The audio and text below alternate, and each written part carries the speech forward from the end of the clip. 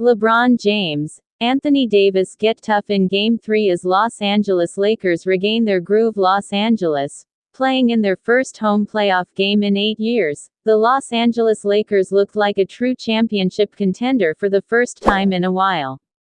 LA, the number 7 seed, won 109-95 on Thursday night to take a 2-1 lead in its first-round matchup against the number 2 seeded Phoenix Suns, with Anthony Davis 34 points, 11 rebounds, and LeBron James 21 points, 9 assists, looking like the dynamic duo that led the Lakers to an NBA title last year.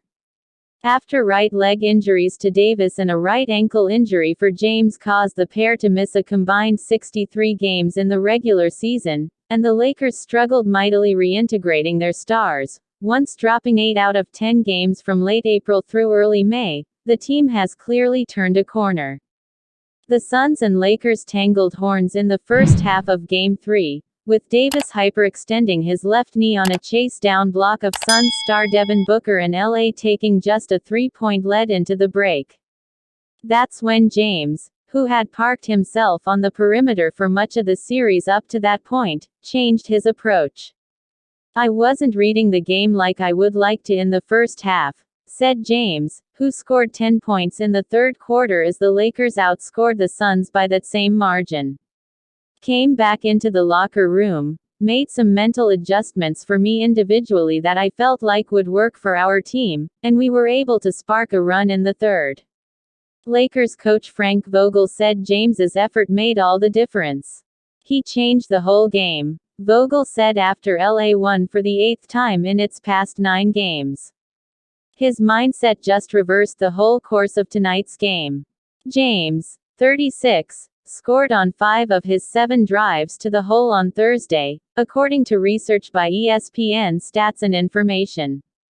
The stat was significant, not just for the control it gave LA over the momentum, but also for the contrast it was to Games 1 and 2, when James had just 2 drives to the hoop, scoring once. "Obviously, it's been a rough year on me as far as physically with my ankle and dealing with that and still trying to get it where it was before the injury," James said. "But every day is a step forward, and I'm going to continue to put the work into with my treatment around the clock, getting it to where it was before the injury."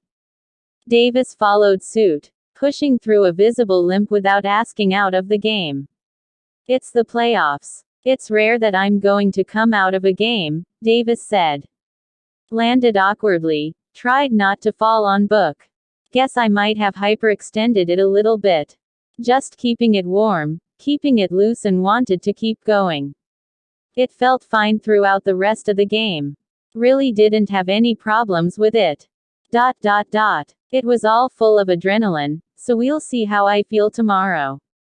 Get some treatment Saturday and be ready to go Sunday." Vogel said that Davis's tenacity was second only to James's tactical shift. "We needed it," he said of Davis. "We needed him to stay in there to get this W. He knew that. He was going to do whatever it took for us to get this W and to play through pain. He's limping up and down the floor a few times. We were talking to the staff and the medical team like, maybe we gotta get him out. And they're saying he's good to go, it's safe, it's just playing through pain. And just a tough performance by AD. It has been a tough turn of events for the Suns, owners of the second-best record in basketball during the regular season. After winning Game 1, they have not only lost 2 in a row, but saw Thursday devolve into a laugher, falling behind by as many as 22 points. 2 of their players, Booker and Jay Crowder, were ejected in the final minute. Booker was called for a flagrant foul 2 for pushing an airborne Dennis Schroeder to the ground with 35.4 seconds remaining. "My mom raised me right," said Schroeder, who scored 20 points, when asked if he might have gotten under Booker's skin, prompting the foul. "When somebody talks to me first, I'm gonna talk back. It don't matter who it is. If somebody talks to me disrespectfully, I'm going to do the same thing, so at the end of the day, we're going to battle then.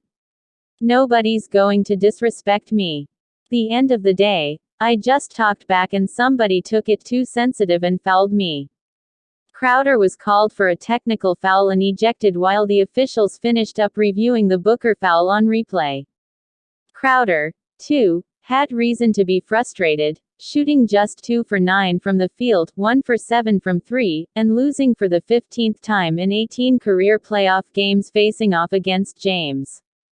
The Lakers star toyed with Crowder in the fourth quarter, deliberately yo-yoing the ball through his legs on an isolation possession, bringing the crowd of 7,825 fans to its feet. Later, James posted up the Phoenix forward before slipping past him with a spin move and scoring on a pretty reverse layup to push the Lakers' lead to 91-70 with 7 minutes, 32 seconds remaining. For me and for our ball club, we always try to make plays where we can get each other excited, we can get our fans involved, get our fans excited about it.